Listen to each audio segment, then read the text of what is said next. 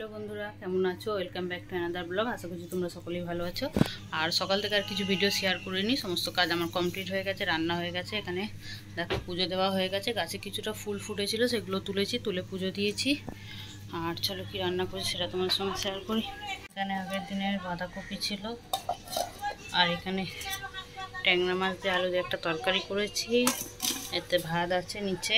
আর এখানে আমাদের মিনির জন্যে মাছ সেদ্ধ করেছি, এটা নুন আর হলুদ দিয়ে সেদ্ধ করে রেখেছি। ব্যাস আজকে রান্না এইটুকুনি। গুড ইভিনিং বন্ধুরা, এখন বাজে 5:30। আবার বিকাল থেকে আমি ব্লগটা স্টার্ট করছি। সকালে কিছু শেয়ার করি, এত পরিমাণে গরম পড়েছে আর কিছু করতে ইচ্ছা হচ্ছিলই না। আর খাওয়া দাওয়া করে একটু রেস্ট নিয়েছি। এখন ভাবলাম এখন তো আর অন্য কোনো কাজ নেই, ছেলের পড়াও নেই, পড়ানোরও নেই, ওই জন্য ভাবলাম এখন বিছানার চাদরটা চেঞ্জ করে নিই। কালকে আবার বৃহস্পতিবার, পুজো আছে, অনেক ঝামেলা। তারপরের দিন আবার স্কুলে ওর বই খাতা দেবে, সেও এক ঝামেলা, অনেকটা সময় লেগে যায়। চলো বিছানাটাকে চেঞ্জ করে নিই। তারা আগে চাদরটা বের করি, জামা কাপড়গুলো সব এমনি রেখেছি, পরে ভাঁজ করবো। আর এখন আমি চাদরটা বের করি, দেখি কি চাদর পাতি, চাদরটা বের করি। আর আলমারি দেখো না, যতই গোছাই সব ঘেঁটে যায়। এখানে নিচে চাদর আছে, চাদরটা বের করি। এই চাদরটা পাতলে ভালো লাগে, কিন্তু কি হয় বলতো, মিনির এত চুল ওঠে না, মানে গায়ের লোমটা ওঠে, পুরো ভাল লাগে না দেখতে, আরও বেশি বাজে লাগে দেখতে। ওই জন্য ভাবছি এটা পাতি, এটা তো হয়, কিন্তু ভাবছি দুটো সাদা সাদা চাদর কিনবো, কারণ ওকে উঠতে দিই না খুব একটা, তবুও তো ওঠে না, ওই জন্যে একটু সাদা চাদর পাতলে অতটা বোঝা যায় না, ওই জন্য এই লাল চাদরটাই পাতি। আর এটা না একটুখানি মিক্সড আছে এই চাদরটা, এই চাদরটা সুন্দর, কিন্তু মনে হয় না একটু মিক্সড আছে, সুতির না। আর গরমের মধ্যে সুতির চাদর না পাতলে হয় না। এখানে আমি কিছুটা তুলেও নিয়েছিলাম, আর এই বের করলাম, এগুলো আগে তুলি, তারপর আবার চাদরটা বেছাবো।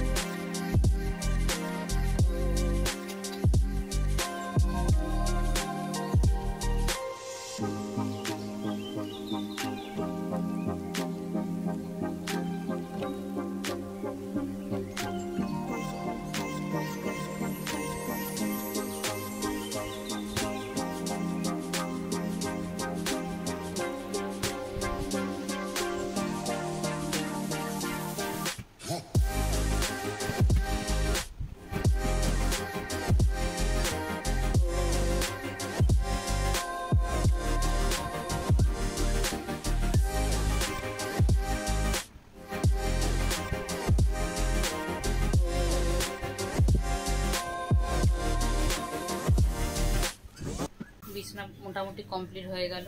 আর দেখো কোকিলের আওয়াজ শুনতে পাচ্ছ, আস্তে আস্তে মানে দিচ্ছে, এখানেই রয়েছে, সামনেই রয়েছে, রোজ বিকেলবেলা ডাকে, মানে খুব ভালো করে দেখো আস্তে আস্তে শোনা যাচ্ছে।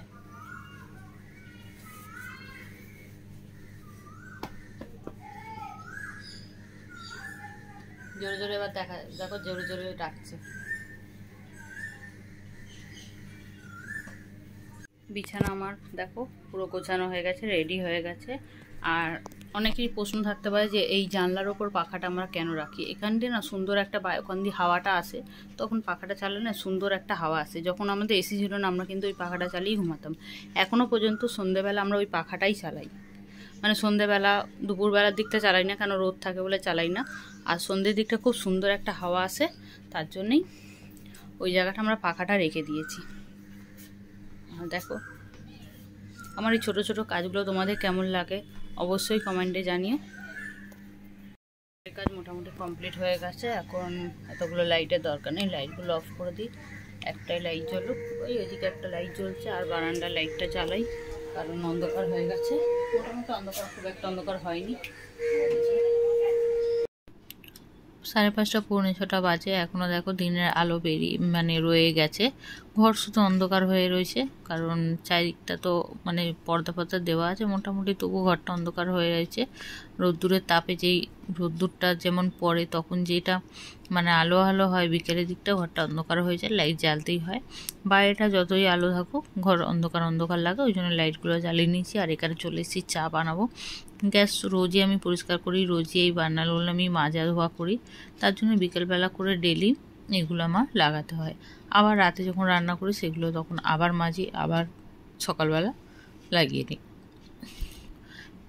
দুবেলা মাজা ধোয়া করলে কী বলতো, গ্যাসটা সুন্দর পরিষ্কার থাকবে। আর এই গ্যাসটা সুন্দর করে পরিষ্কার মানে সবসময় পরিষ্কার না করে রাখলে না পুরো জং ধরে যাবে। ওই যেই মানে গ্যাসের যেই মানে প্লেটগুলো রয়েছে না, ওগুলো খোলা যায় না।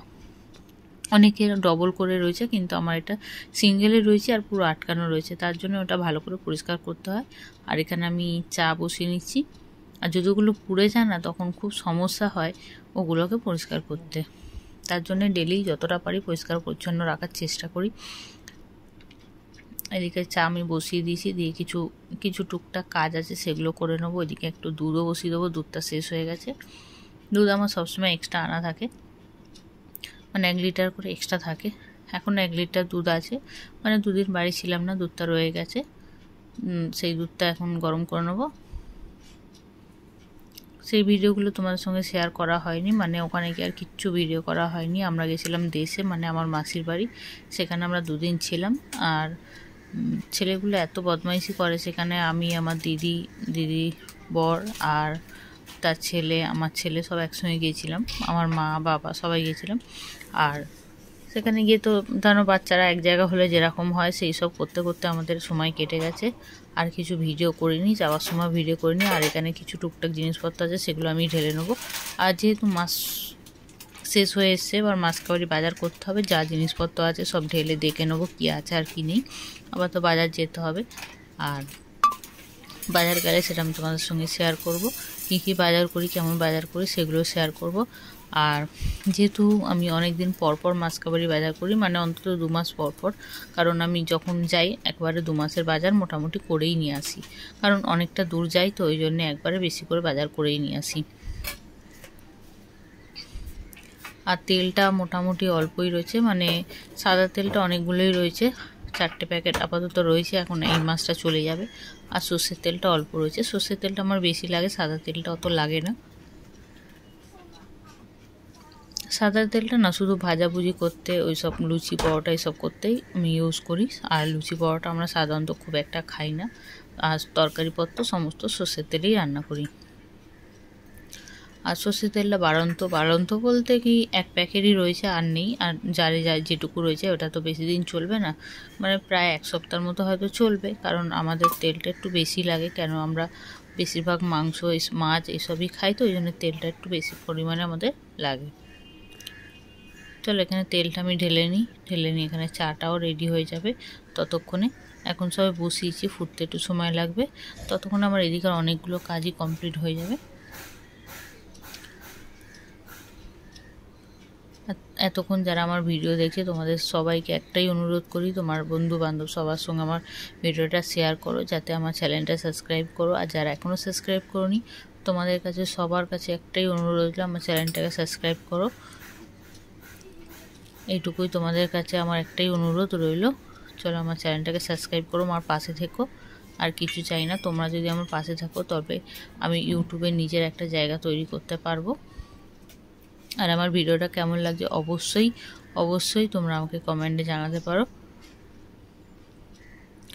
আর যেহেতু আজকের ভিডিওটা আমি চা থেকেই স্টার্ট করছি, আজকে কিন্তু আমি চা পর্যন্তই শেষ করব, ঘরের টুকটাক কাজকর্ম এইসব করতে করতে। আর আমার কাজকর্ম তোমাদের কেমন লাগে সেটাও অবশ্যই আমাকে কমেন্টের মাধ্যমে জানিও। আর সমস্ত কাজ কিন্তু আমি একটু পরিষ্কার পরিচ্ছন্ন করার চেষ্টা করি, আর তোমাদের সামনে সেটাকেই তুলে ধরার চেষ্টা করি।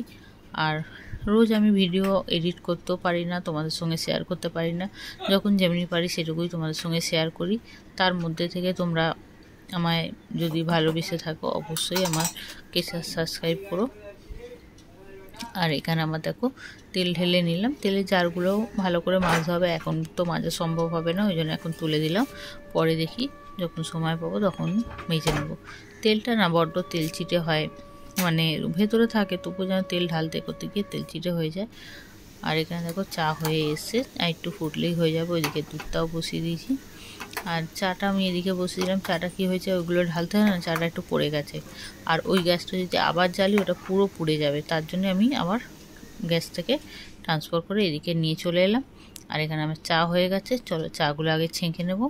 এখানে আমার আর আমার ভাসুরকে দেবো বলে চা কাপ নিয়ে নিয়েছি, আর বাদবাকিটা অন্য একটা জায়গায় ছেঁকে রেখে দেবো।